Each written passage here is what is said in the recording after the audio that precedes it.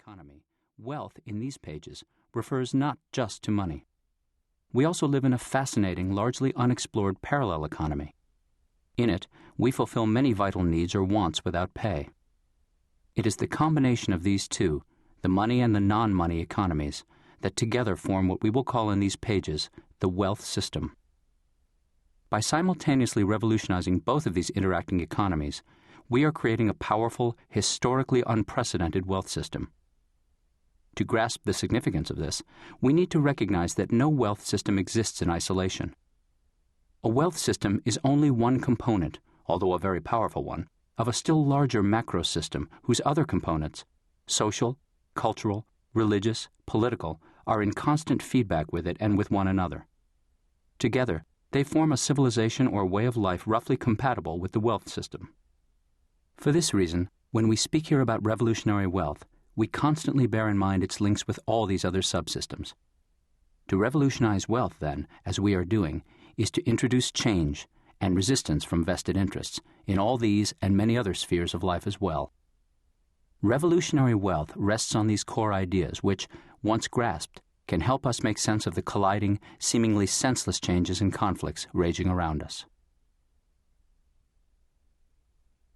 Part 1. Revolution.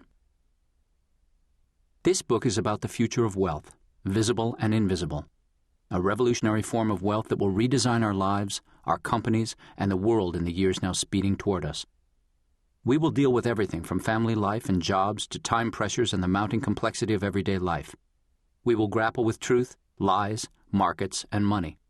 We will cast surprising light on the collision of change and anti-change in the world around us, and inside ourselves. Today's wealth revolution will unlock countless opportunities and new life trajectories, not only for creative business entrepreneurs, but for social, cultural, and educational entrepreneurs as well. It will open fresh possibilities for slashing poverty both at home and around the globe. But it will accompany this invitation to a glowing future with a warning.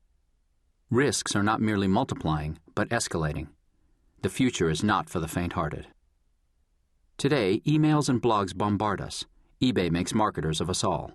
Corporate megascandals burst into the headlines. Drugs are launched to help cure breast cancer, multiple sclerosis, and dozens of different diseases. Other drugs are belatedly pronounced too dangerous and yanked off the market. Robots go to Mars and land with exquisite precision, but computers, software, cell phones, and networks constantly fail. Warming warms. Fuel cells beckon. Genes and stem cells trigger bitter controversy. Nano is the new technograil. Simultaneously, criminal street gangs from Los Angeles roam across Central America and build a quasi-army, and 13-year-old aspiring terrorists depart France for the Middle East. In London, Prince Harry dresses as a Nazi even as anti-Semitism re-rears its disgusting head. AIDS wipes out a generation in Africa, while strange new diseases in Asia threaten to sweep across the world. To escape, or at least forget, what appears like chaos, millions turn to television, where reality TV fakes reality.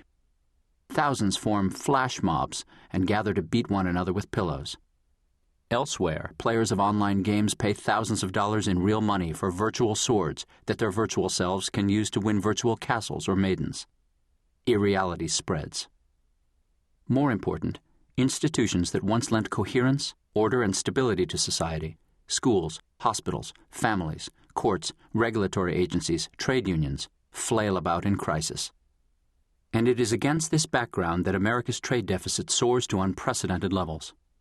The national budget staggers drunkenly. The world's finance ministers wonder out loud if they should risk triggering a global depression by recalling the billions they have lent to Washington. Europe celebrates itself for expanding the European Union, but German unemployment hits a 50-year high, and the French and Dutch overwhelmingly reject the proposed EU constitution. Meanwhile, China, we're told, again and again, is certain to become the next superpower. The combination of economic high-wire acts and institutional failures leaves individuals back home face-to-face with potentially devastating personal problems. They question if they will ever receive the pensions for which they have worked, or whether they can afford the rocketing costs of gasoline and health care. They agonize about appalling schools. They worry about whether crime, drugs, and an anything-goes morality will destroy civil life. How, everyone wants to know, will this seeming chaos affect our wallets? Will we even have a wallet? Not only do ordinary mortals find it hard to answer these questions, so do the experts. Corporate CEOs succeed one another like passengers pushing through a rush-hour turnstile, merging, divesting, kowtowing to the stock market, pursuing core competence one month, synergy the next, the latest management fad a month later. They study the most recent economic forecasts, but many economists themselves are befuddled as they wander around in a cemetery of dead ideas. To decode this new world, we need to cut through the chatter of rear-window economists and business pundits who prattle about business fundamentals. We need to probe below the obsolete obvious. In these pages, therefore, we will focus on the unexplored deep fundamentals, on which the so-called fundamentals themselves depend.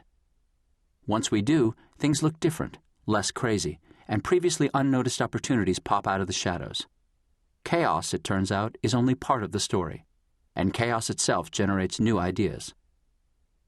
Tomorrow's economy, for example, will present significant business opportunities in fields like hyper-agriculture, neurostimulation, customized healthcare, nanoceuticals, bizarre new energy sources, streaming payment systems, smart transportation, flash markets, new forms of education, non-lethal weapons, desktop manufacturing, programmable money, risk management, privacy invasion sensors that tell us when we're being observed, indeed sensors of all kinds, plus a bewildering myriad of other goods, services, and experiences.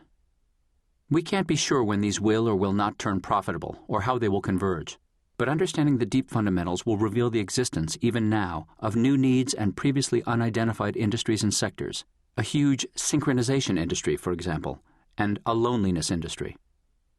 To forecast the future of wealth, we also need to look not just at the work we do for money, but at the unpaid work all of us also do as prosumers.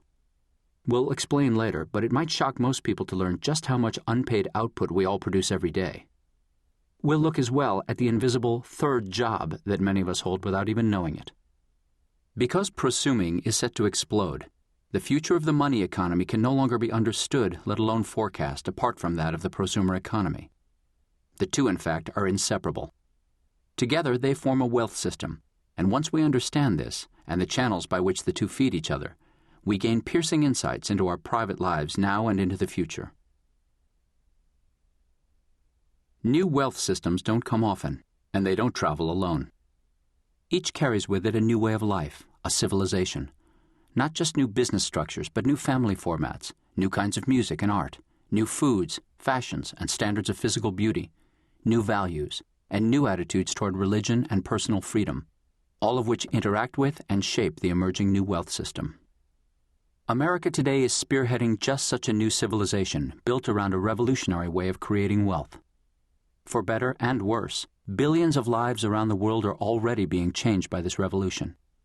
Nations and whole regions of the globe are rising or declining as they feel its impact. Today, millions of people around the world dislike or even hate America.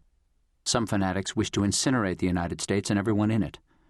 The reasons they give range from its Middle East policies and its refusal to sign various international treaties to what they regard as its imperial ambitions.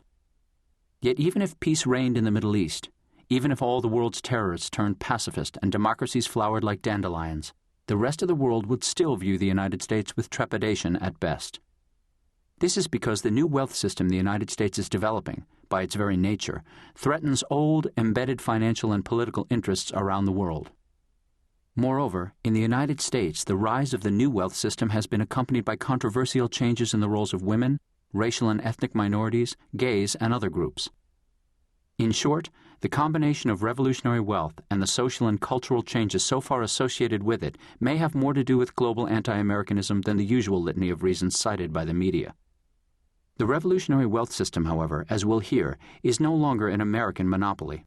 Other nations are racing to catch up, and it is not clear how long the United States will retain its lead. The roots of revolutionary wealth can be traced to 1956, the year when, for the first time, white-collar and service workers outnumbered blue-collar workers in the United States. This sea change in the composition of the labor force was arguably the kickoff point for the transition from an industrial economy based on manual labor to one based on knowledge or mind work. The knowledge-based wealth system is still called the new economy, and for convenience, we will at times continue to call it that here. But the first computers, still huge and expensive, actually were migrating from government offices into the business world by the mid